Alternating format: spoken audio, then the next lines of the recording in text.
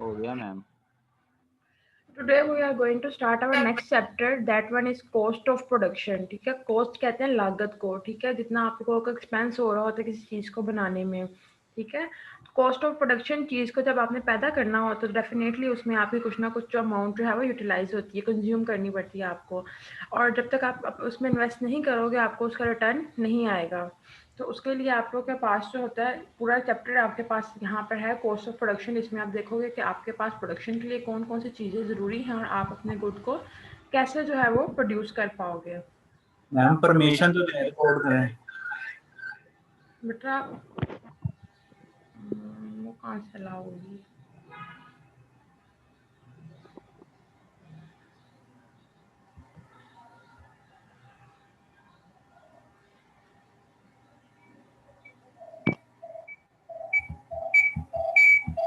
बेटा उसका मुझे नहीं आइडिया कहाँ से वो होनी है। रहने दो आप, बेटा ये हो सकता है, देखते हैं कोड होता है नहीं।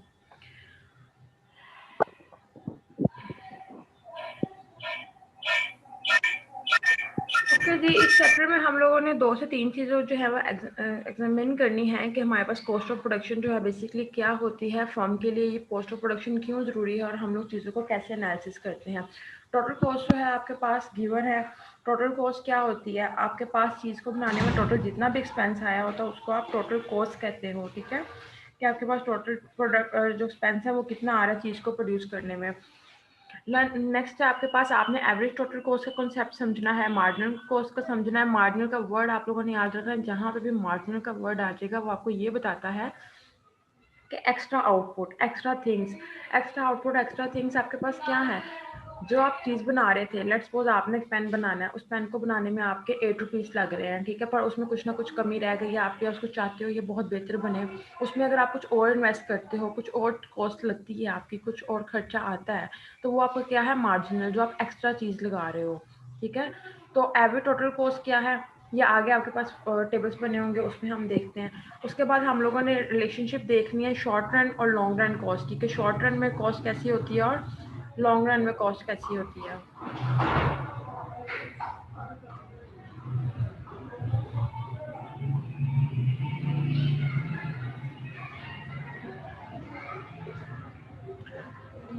यहाँ पे आप लोग एक एग्जांपल देखो, आपके पास नंबर ऑफ वर्कर्स गिवन है। वर्कर्स क्या है? काम करने वाले अफराद। अफराद जब जीरो थे, ठीक है, ये आपके पास है क्वांटिटी।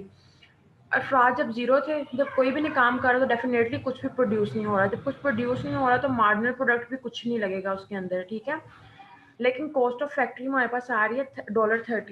$30 क्यों आ रही है? क्योंकि फैक्ट्री तो एक लगी हुई है ना, बेशक वहाँ पे कोई काम नहीं हो रहा, वहाँ के बिल्स भी आ रहे हैं, वहाँ का लैंड का रेंट भी देना है, वो सारा एक्सपेंस हो रहा है। तो 30 आपकी क्या होती है? Fix cost. आप काम करो या ना करो, आपको ज़मीन का किराया देना ही देना है, आपको बिल्स जो है वो पे करने करने हैं। तो ये आपके पास सारी क्या है? आपकी फिक्स कॉस्ट। ऐसी कॉस्ट जो चेंज ना हो उसको फिक्स कॉस्ट कहा जाता है। यह है cost of workers. Cost of worker कितनी थी? $0। कहाँ पे? जब वर्कर जीरो थे। बेटा इस एरो को देखते जाइएगा, जब वर्कर जीरो थे, जब कोई काम ही नहीं कर रहा तो डेफिनेटली हमें वर्कर्स के ऊपर हमारी कोई कॉस्ट नहीं आएगी, हमें वर्कर्स को कुछ भी पे करना नहीं पड़ेगा। जब हम लोगों ने एक मजदूर लगा दिया, ठीक है, अब एक मजदूर को लेट्स हमें कुछ ना कुछ तो पे करना पड़ेगा। अब हम उसको वेजेस कितनी दे रहे हैं? 10 रुपीज़। इसी तरह जैसे जैसे आपके पास वर्कर्स बढ़ते जाएंगे आपकी जो है कॉस्ट ऑफ वर्कर्स भी इंक्रीज होती जाएगी।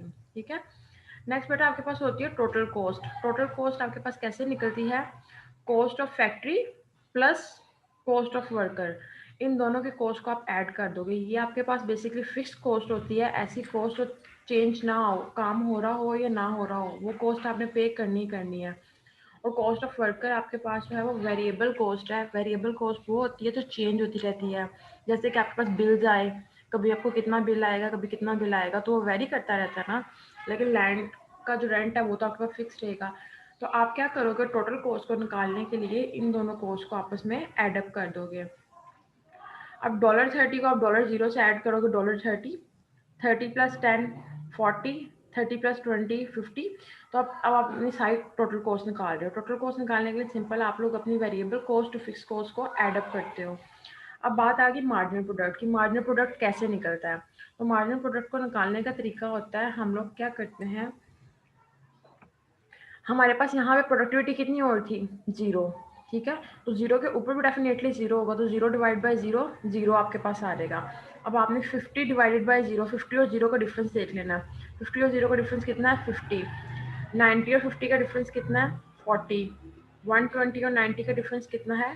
30। सिमिलरली 140 माइनस 120 20 आ जाएगा। 150 माइनस 140 10। ये आपके पास मार्जिन डिफरेंस है। मार्जिन बेसिकली आपके पास होता क्या है? इन नंबर्स का और इनका डिफरेंस। यहाँ पर सबका डिफरेंस 1 नहीं है, तो 1 से हम किसी भी चीज़ को डिवाइड करेंगे इफेक्ट नहीं पड़ता। तो बेसिकली हम लोग डिफरेंस किसका देख रहे हैं? इन वैल्यूज़ का। Just like 50 minus 0 50।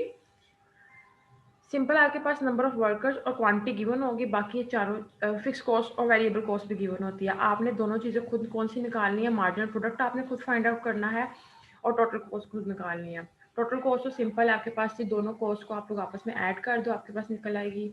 Marginal cost के लिए आप लोग डिफरेंस चेक करते हो अपनी क्वांटिटी का, ठीक है। आप सब नंबर्स के दरमियान का डिफरेंस चेक करोगे और आपकी वो मार्जिनल कॉस्ट आती जाएगी।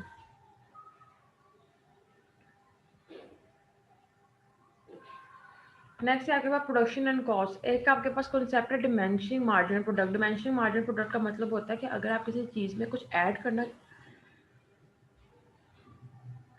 करना चाहो, वो आपको एक टाइम तक फ़ायदा देगी, उसके बाद वो आपको नुकसान देना शुरू कर देगी। इसके लिए बेस्ट एग्जांपल है आपके पास ज़मीन की। लेट्स सपोज आपके पास जो है 5 मरला ज़मीन है और वहाँ पे आप लोग खेती बाड़ी कर रहे हो, ठीक है। अब खेती बाड़ी करने के लिए वहाँ पे जो है वो 10 लोग लगे हुए हैं, ठीक है। आप चाहते हो कि ज़्यादा जल्दी काम हो जाए, मेरा ज़्यादा बेहतर काम हो जाए, आप वर्कर्स बढ़ाना शुरू कर देते हो। जहाँ पे 10 लोग काम करते हैं अब आपने 11 कर दिए, ठीक है। 11 जब आपने किया, आपने देखा कि आपकी प्रोडक्टिविटी बेहतर होना शुरू हो गई है, आपने एक और लेबर लगा दिया, 12 पे वो और अच्छी होना शुरू हो गई।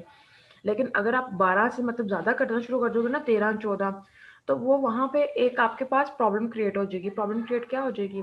अब एक घर में मोस्टली 5 मरले के घर में कितने लोग रह रहे होते हैं? 6 मैक्सिमम, 5 से 6, ठीक है। अब एक घर में बेटा अगर ज़्यादा लोग 20 लोग रहना शुरू हो जाए, तो आपस में क्या होगा? मैस क्रिएट होगा। लेट्स सपोज एक किचन है, किचन की एग्जांपल सबसे बेस्ट कंसीडर की जाती है।